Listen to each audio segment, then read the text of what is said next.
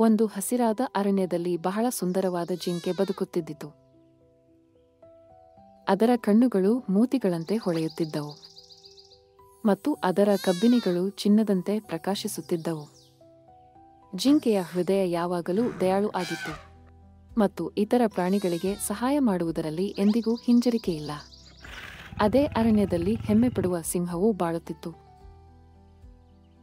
ಎಲ್ಲರೂ ಅದನ್ನು ಅರಣ್ಯದ ರಾಜ ಎಂದು ಕರೆದರು. ಆದರೆ ಸಿಂಹ ಯಾವಾಗಲೂ ಕೋಪದಿಂದ ಕೂಡಿದ್ದು, ಆತ್ಮಾಭಿಮಾನದಿಂದ ಕೂಡಿತ್ತು. ಒಂದು ದಿನ ಅರಣ್ಯದಲ್ಲಿ ಭೀಕರ ಒಣಗಡು ಹಾನಿ ಸಂಭವಿಸಿತು. ಎಲ್ಲಾ ಕೆರೆಯುಗಳು ಒಣಗಿದವು ಮತ್ತು ಪ್ರಾಣಿಗಳು ಎಲ್ಲೆಡೆ ನೀರನ್ನು ಹುಡುಕಲು ಪ್ರಾರಂಭಿಸಿದರು. ಆ ಸಮಯದಲ್ಲಿ ಚತುರ ಜಿಂಕೆ ತನ್ನ ಬುದ್ಧಿಯನ್ನು ಬಳಸಿಕೊಂಡು ದೂರದಲ್ಲಿ ಒಂದು ಸಣ್ಣ ನದಿ ಕಂಡುಹಿಡಿದಿತು.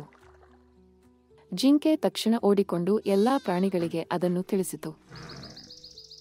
ಆದರೆ ಸಿಂಹ ಹಠವಾಗಿ ಹೇಳಿತು, ನಾನು ಅರಣ್ಯದ ರಾಜನು, ಆದ್ದರಿಂದ ಮೊದಲು ನಾನು ಕುಡಿಯುತ್ತೇನೆ.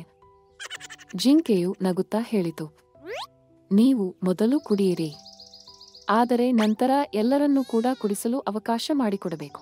ಸಿಂಹದ ಹೃದಯ ಮೃದುವಾಗಿದ್ದು ಎಲ್ಲಾ ಪ್ರಾಣಿಗಳು ಕುಡಿಯಲು ಅವಕಾಶ ಪಡೆದರು. ಜಿಂಕೆ ನಗಿತು ಮತ್ತು ಪ್ರಾಣಿಗಳು ಸಂತೋಷದಿಂದ ನೀರು ಕುಡಿಯಿದರು. ಆ ದಿನದಿಂದ ಸಿಂಹನು ನಿಜವಾದ ನಾಯಕನು ಯಾರು ಎಂಬುದನ್ನು ಅರ್ಥಮಾಡಿಕೊಂಡಿತು. ಬಲ ಮಾತ್ರ ಸಾಕಾಗುವುದಿಲ್ಲ, ದಯಾಳು ಹೃದಯ ಹೊಂದಿರುವವನು ನಿಜವಾದ ನಾಯಕನು. ಅರಣ್ಯದಲ್ಲಿ ಮತ್ತೆ ಶಾಂತಿ ಮತ್ತು ಸಂತೋಷ ಹರಡಿತು.